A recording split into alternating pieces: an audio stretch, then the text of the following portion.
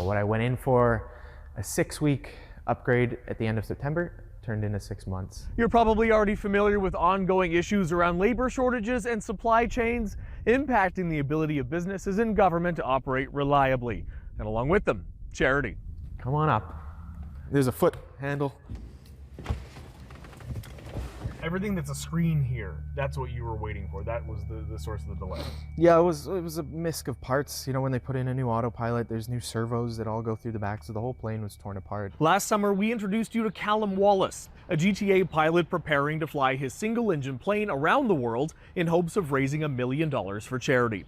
He was supposed to take off in May, but is now setting his sights on summer's end after months of delays in getting parts for a systems upgrade. Are you hearing from other pilots that they're running into similar issues? It's the whole aviation maintenance world is a parts problem and a labor problem. And there's another serious factor at work. So airplanes like to fly, they don't like to sit. Just like your car, a parked plane starts to deteriorate simply from lack of use. Seals dry up and gaskets go. A small leak there, it's only a matter of time till another one's popped up. So what we're gonna do is bring it in and replace pretty much all the seals. All the upgrades and maintenance for the flight, he says, coming out of pocket.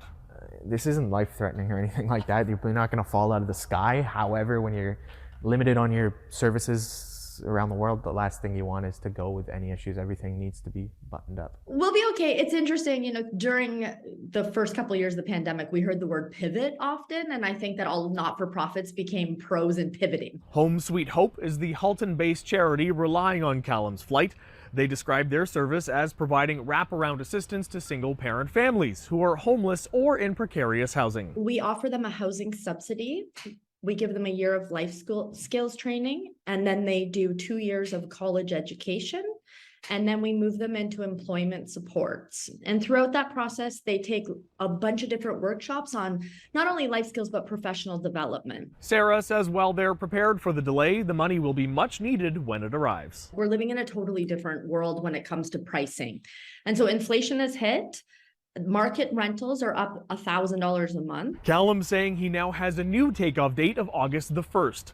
It's still within the window of good weather for a flight around the world, and he says will give him enough time to make repairs and to account for any other unforeseen setbacks. In Burlington, David Zura, City News.